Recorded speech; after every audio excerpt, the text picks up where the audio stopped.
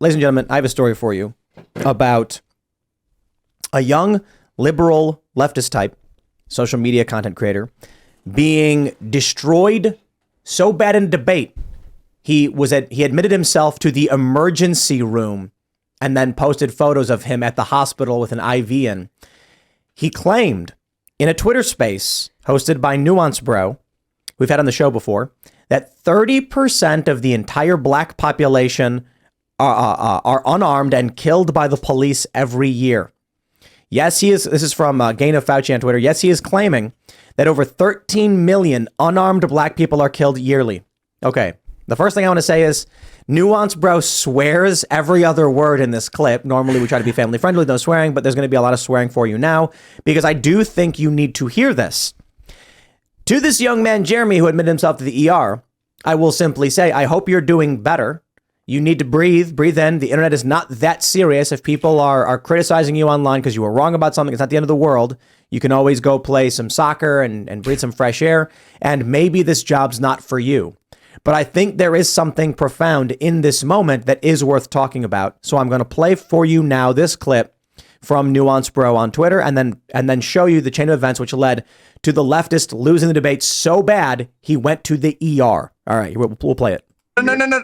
You're telling me 13.2 million black people are getting shot and killed unarmed every year. There's context to that. There's definitely context to those numbers. Dude, you're fucking crazy, dude. That's like a fucking Holocaust. And dude, every black person would be dead in like fucking 3 years. Like, what are you talking about? That's crazy. What are you saying? Yet we're still dying. Dude, in record the actual answer more is than white. Jeremy, do you know what the actual answer is? Because I actually have the real numbers. You've clearly never done it. This is I'm fucking mind blown right now, dude. The real number by Washington Post, keep tracks of this. Unarmed black people shot by police, men and women. It's usually like 10 people, dude. It's like 10, maybe like 20 in a year. Sometimes it's like 8. You know, average is 19. It's like 10 or 7, 13 million. Like 22, maybe. Like, that's what it is. Not million. Like, I want to pause real quick and point a few things. This individual, Jeremy, is a content creator for Gen Z for Change, which is a liberal political action social media group. They try to argue that Gen Z is progressive. I think this is propaganda. I think the goal of a group like Gen Z for Change is to try and convince young people that all young people are progressive, and if you want to fit in, you have to be this way too. Conservatives need to get on board with this, but let me play this for you so you can hear. After being told 13 million black people are not being killed every year, listen to how he responds. that's just total. Do you believe that? I'm gonna have to do more research. If you send me the link, I'll look. You were claiming like fucking, what was the number, Jonathan? 30% of 44 million. 13.2 million. You said 30% of the entire black population. That is crazy. Roughly, yeah. I actually believe that is insane. Like 20 to 30%. Dude, legit, if Harry and Chris were in here even right, He said, I actually believe it, like 20 to 30%. Double down. they would be like, dude, what the fuck? We got to tell Elise to fire this guy. This guy's fucking nuts. Like, he's out of his fucking mind.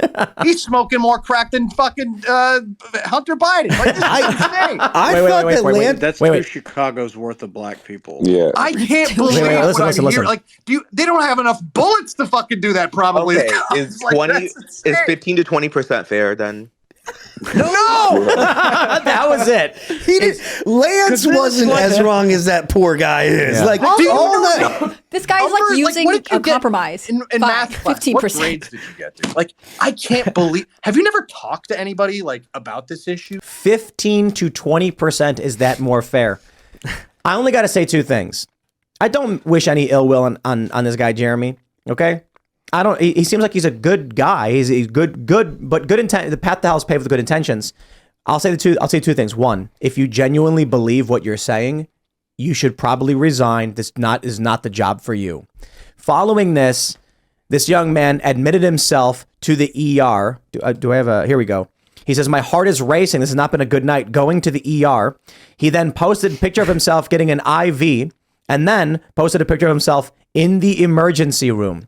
Okay, if you have to go to the emergency room because you were wrong about something. This is not the job for you. And I addressed this saying, I made an arrogant comment about the rate of unarmed black men being shot by police in this country. I own that mistake and I am sorry I was wrong. He then goes on to mention, Tim mentioned he got swatted, so he must understand this. Show some grace, please. This is the point I made. Look, this is not the job for you if that resulted in you going to the ER. We've had this place evacuated because of bomb threats. We were swatted 15 times, plus several other non-swatting incidents like bomb threats, other fake calls that resulted in forced evacuation and dogs sniffing through the building. I never had a panic attack. I never had a breakdown. I never had to go to the hospital because of it. If that's you, man, and I'm saying this with all due respect, not derisively, I'm saying I don't think you should do this because it gets worse than it is now. Was he admitted for the same depression John Fetterman had? I don't know, but the point is simply this. Here's what I think happened. I think the reason he went to the ER, I think his heart was about to erupt from his chest. I think this is exactly what I've explained with the social media crisis. Here's a young man, he's Gen Z. He's probably how old is he? He's probably 20 something years old. So he's 8 or 9 years old, 2008, 2009, perhaps. That was the time when the only things you'd get on your social media feed was police brutality videos.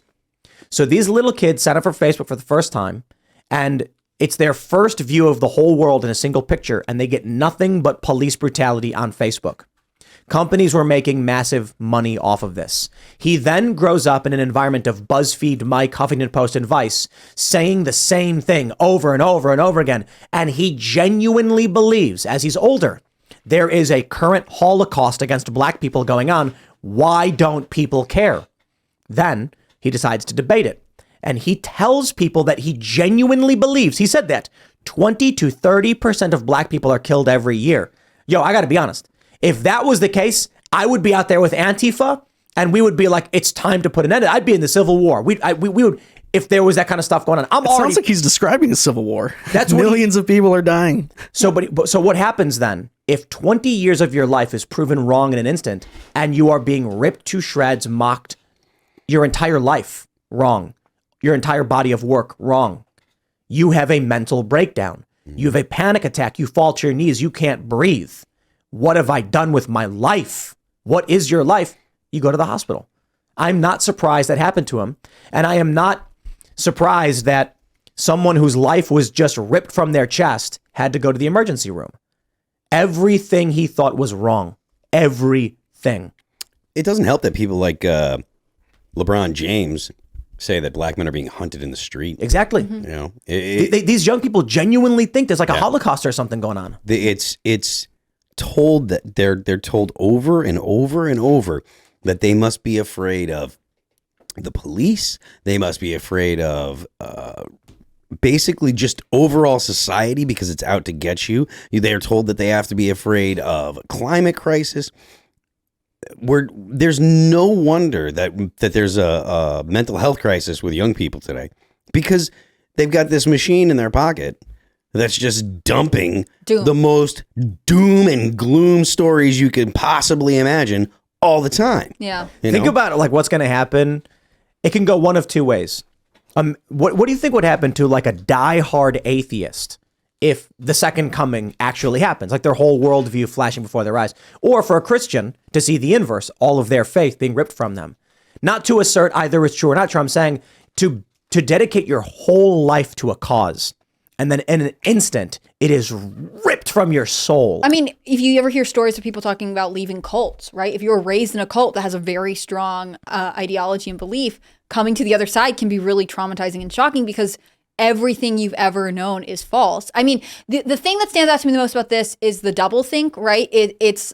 He hears that the number is basically 10 unarmed black people are killed by police each year, and he lowers his stats by 50%. So he goes from 1.3 million to like, no, it's 13 million per 13 year. million to he said he went from 30 to 20 to 30 to 15 He's to like, 20. okay, like, you said it's 10, so I'll say it's 6.5 million and we'll call it a day. Like, he does not need stats or logic to back him up, and that's what I find concerning. If he was taught by someone, oh, it's 30 million black people, and he knows the basic population of black people in the world or in America, he should be able to figure out how much that is. Where did this number come from? You'd be able to see that it's false. You would be hear about it nonstop. And when confronted with the actual information, he's like, well, I'm not completely wrong. I'm only partially wrong. It's 15%. It's half of what I said it was, which is still wrong. Nothing that would be able wrong to by millions. Wrong by millions. It's not and just when wrong, given the actual number, he's still going to stick with most of what he said. Well, just to point out, his group was also this Gen Z for Change. I think they were previously called TikTokers for Biden. No, he described it as the media called them TikTok for they Biden. called him that. And he got roasted for this because he said we were called TikTok for Biden, but we are nonpartisan, just trying to get young people, blah, blah, blah. This is what the Democrats do better than conservatives. Conservatives are so stodgy and uncool. Like, look, man, I was at the skate park the other day and I'm skateboarding and there's a bunch of young people there wearing jeans, baggy t-shirts. They got chain wallets. I kid you not. I saw a couple kids wearing. I was like, it's the 90s all over again. There's hope. But this is where young people are excited and having fun and looking up to people. There's no conservatives there. The only politics you'll probably hear in these places, if it does come up, is going to be leftist. You get Gen Z for Change. They go to young people and say, they show pictures of young people. You want to fit in, you got to believe these things. Conservatives, what do? They show up wearing suits to the school saying, I'm very cool with my suit. Kids don't look up to that. Sorry, dude. Like, this is what I see when all these conservative, action groups or whatever, they're all wearing suits.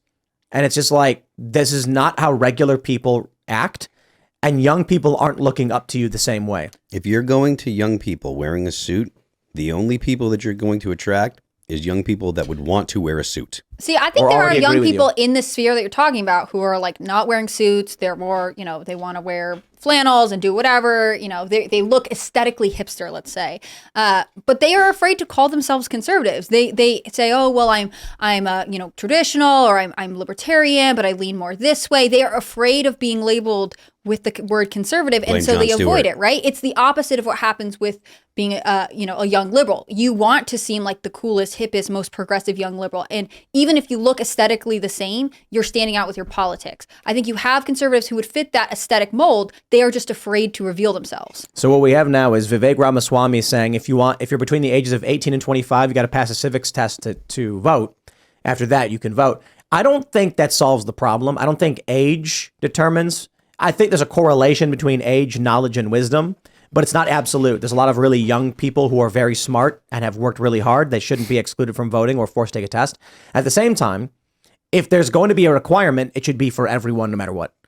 I don't care. But where we're at now is the right tends to be like, look, man, these young people, you need to prove you know what you're talking about. And the left is like 16-year-olds should vote because the Democrats thrive off of ignorant voters who don't know they're being lied to. Yep.